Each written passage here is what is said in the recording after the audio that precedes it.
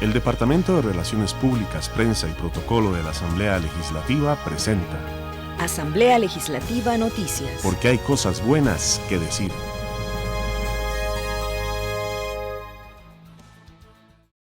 Plenario aprueba nuevas reglas para las huelgas. Dictaminan proyecto para que pensiones altas paguen un subsidio. Diputados dictaminan proyecto que busca prevenir casos como el de Aldesa y Comex. Y aprueban cuarto presupuesto extraordinario. Vamos al detalle de las informaciones.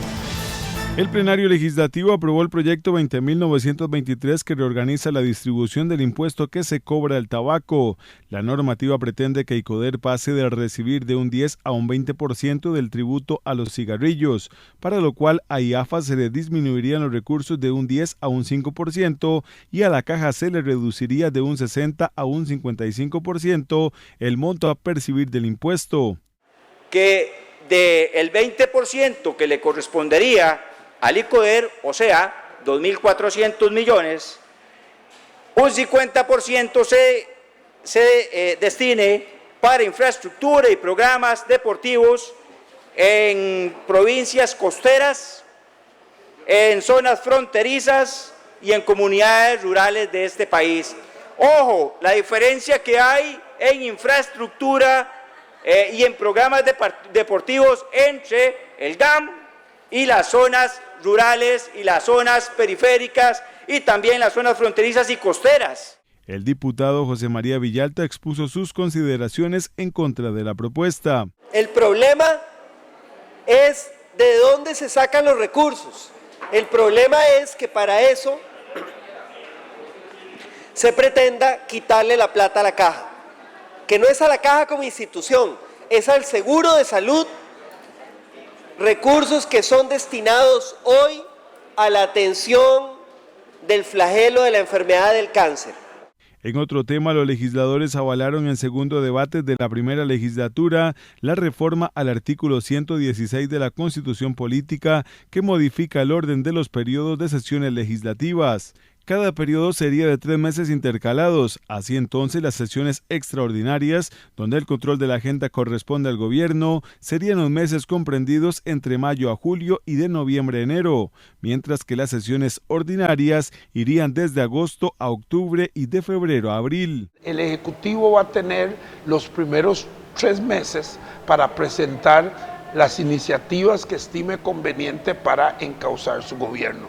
Después pasaríamos 3 meses de sesiones ordinarias, donde la iniciativa lo tendrían los diputados, y después regresamos a 3 meses de sesiones extraordinarias con importantes que caen en el mes de noviembre, que es cuando se ve el presupuesto, y siendo que el presupuesto es del Ejecutivo, se vería en un periodo que corresponde al Ejecutivo y no como actualmente, que se ve en un periodo que corresponde a la Asamblea Legislativa.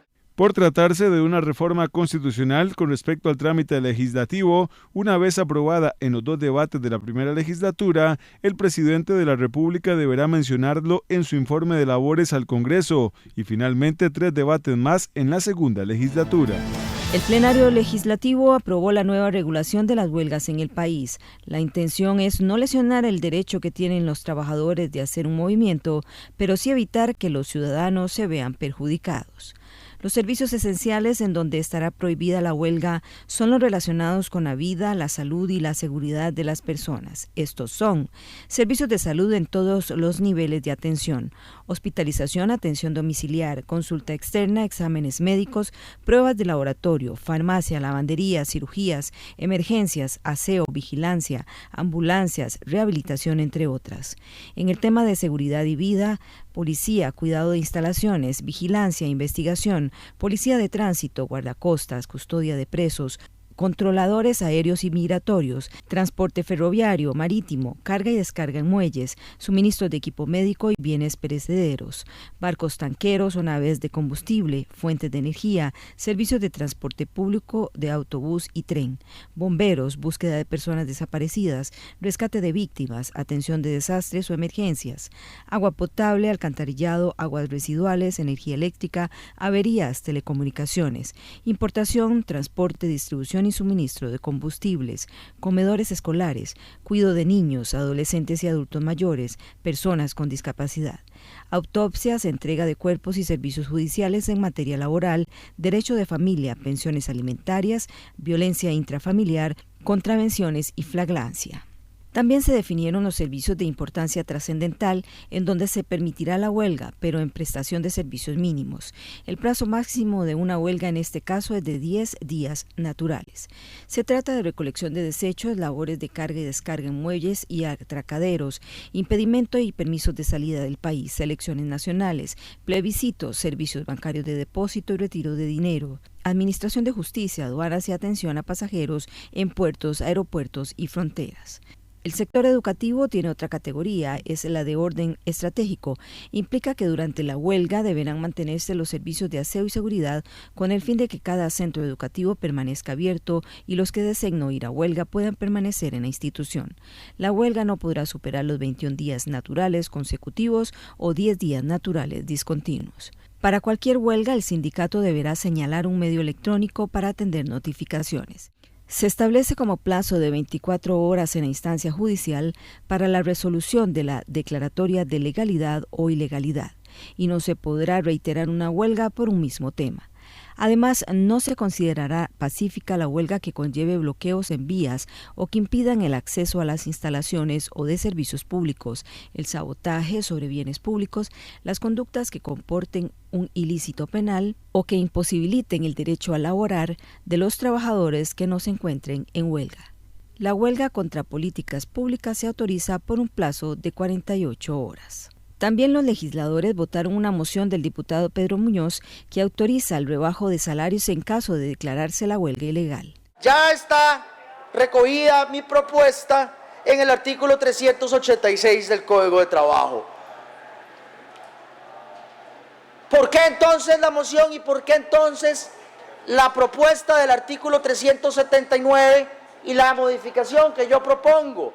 Porque se ha malinterpretado el artículo 379 en una exégesis que es contraria a los artículos ya existentes 380 y 386 del Código de Trabajo. Los tribunales de justicia han convertido estos dos artículos, el 380 y el 386, en letra muerta. Los han ignorado.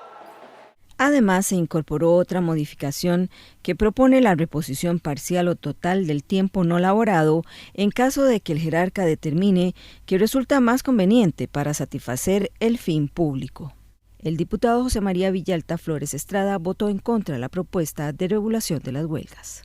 Esta moción es para impedir que haya huelga en el sector privado, para que esos trabajadores, los de las piñeras, los más explotados, no puedan ejercer su derecho a huelga, y plantea la paradoja de que aunque la huelga sea declarada legal, aunque los trabajadores cumplan toda la maraña de requisitos que se ha puesto en este proyecto de ley, igualmente les van a rebajar el salario, salvo que logren demostrar que hubo un incumplimiento grave.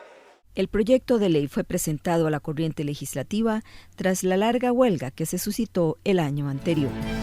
Olivier Pérez González, exdiputado del Partido Acción Ciudadana entre el periodo 2006 y 2010, y el dirigente comunal Gerardo Amadeo Cordero Martínez recibieron fuertes cuestionamientos de los diputados que investigan el financiamiento de las campañas del Partido Acción Ciudadana por la participación en la firma de contratos de servicios profesionales en la campaña electoral del 2010.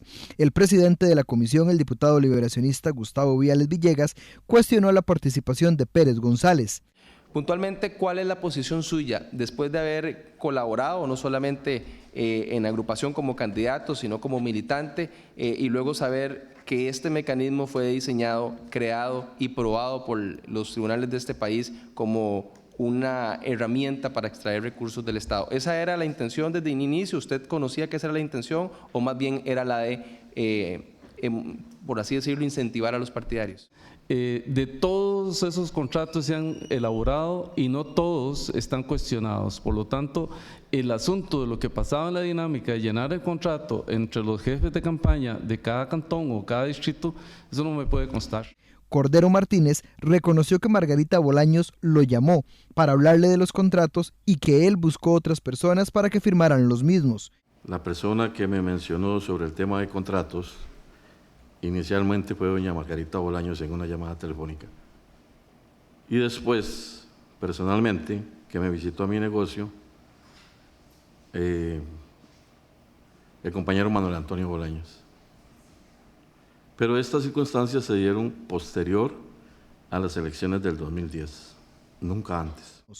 El compareciente indicó su extrañeza de que no se llevara a juicio a todo el comité ejecutivo del Partido Acción Ciudadana y defendió el accionar del líder fundador de la agrupación, Otón Solís Fallas. Usted ha sido muy claro que usted considera que el Comité Ejecutivo Nacional era responsable de lo sucedido. Además, le ruego que me confirme que eso es así y que me diga si además del Comité Ejecutivo Nacional usted considera que hay otras personas que también eran responsables. Son dos periodos diferentes, diputado, que no se vinculan, ¿verdad? Cuando se ha estado manifestando que el comando de campaña y el candidato son los que dirigen el partido, lo dirigen en periodo de campaña. Bueno, ustedes son maestros de esto y no tengo por qué darles explicaciones, nada más quiero insistir en esto. Terminado el proceso electoral, quien asume el mando absoluto es el Comité Ejecutivo. Digo, no porque lo diga yo, es la naturaleza del Comité Ejecutivo, ¿verdad? Es el Comité Ejecutivo Nacional. Y esta es una tarea que se hace posterior a las elecciones. Nunca pudo ser una decisión del comando de campaña ni del candidato, porque inclusive fue en esa campaña cuando el candidato dijo, hasta que Tatica Dios me hable, yo volveré a ser candidato. Él se retiró totalmente.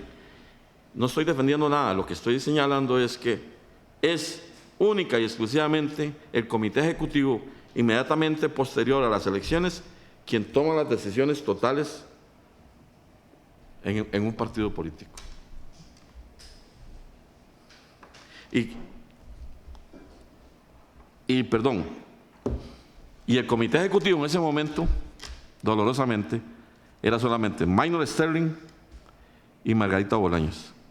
Don Beto Cañas no asistía a sesiones.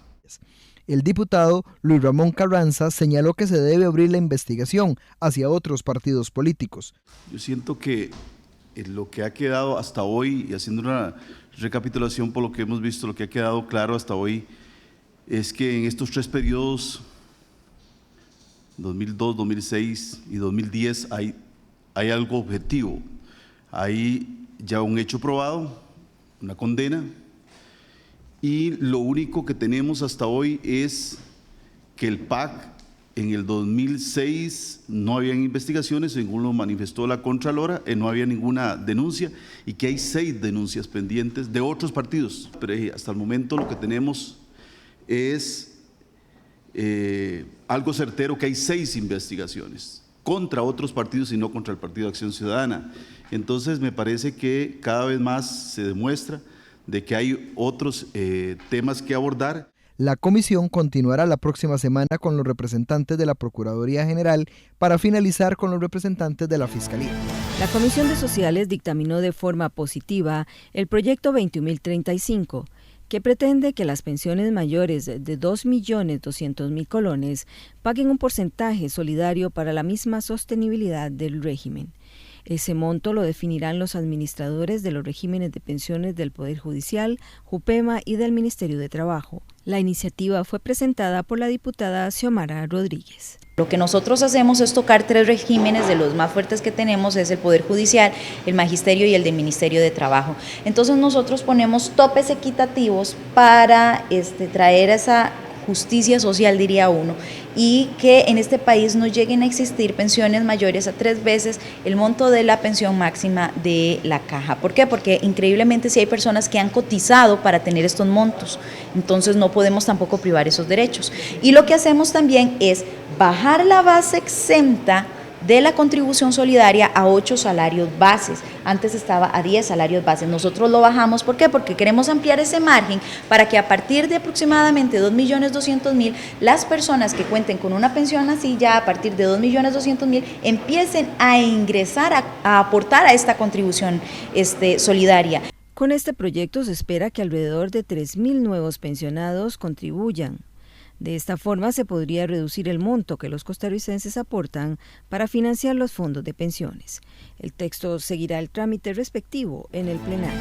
Los legisladores de la Comisión Especial de la OCDE dictaminaron el proyecto de reforma a la Ley Orgánica del Banco Central de Costa Rica y la Ley Orgánica del Sistema Bancario Nacional. Este busca facultar a las superintendencias del país para que realicen una supervisión más rigurosa y efectiva sobre las entidades financieras. Además, con esta propuesta, los diputados pretenden evitar que se den casos como el de Aldesa, que enfrenta serios problemas de liquidez y ahora también enfrenta cargos por delitos de estafa, administración fraudulenta, liberamiento de cheques sin fondo y publicación de balances falsos.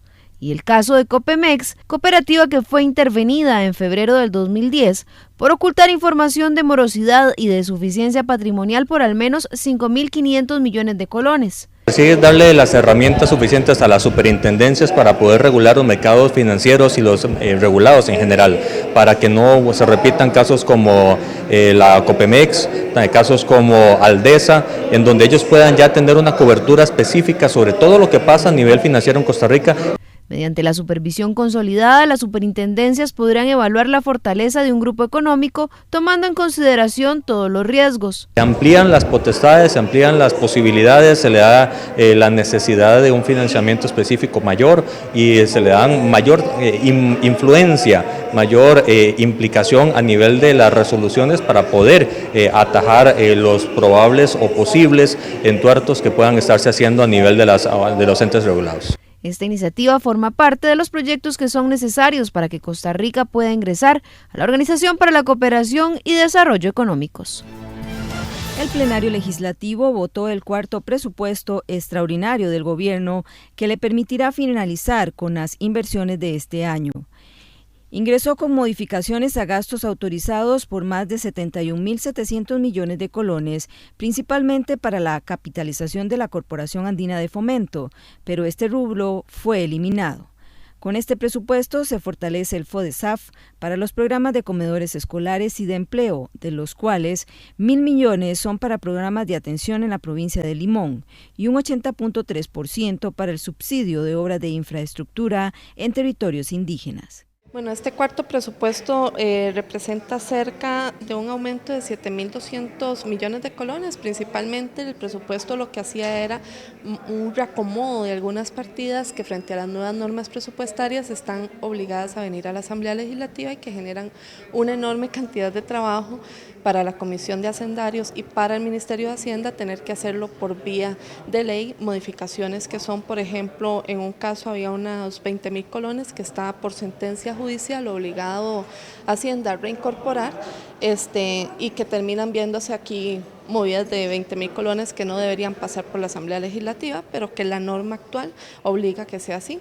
Este presupuesto tenía principalmente por objetivo la incorporación de los recursos de capitalización de la CAF, que esto quiere decir del ingreso para poder acceder a un préstamo que nos permite cambiar la deuda para que la deuda nos cueste menos cara y ahorrarnos plata e intereses y poder destinar esa plata que ahora se destina a intereses a un gasto que sea mucho más estratégico y más inteligente para el Estado. Lamentablemente se toma la decisión por parte de la oposición de recortar esa partida. Los dineros recortados por los diputados de la Comisión de Hacendarios serán destinados al pago de la deuda. El Departamento de Relaciones Públicas, Prensa y Protocolo de la Asamblea Legislativa presentó Asamblea Legislativa Noticias. Porque hay cosas buenas que decir. Si tiene alguna consulta sobre el Congreso, puede visitar el portal legislativo www.asamblea.go.cr. Además, puede seguir las transmisiones del plenario en dicha web a las 2:45 de la tarde de lunes a jueves. En YouTube somos Parlamento CR, en Facebook somos asamblea.legislativa.costarrica y en Twitter nos encuentra en @asambleacr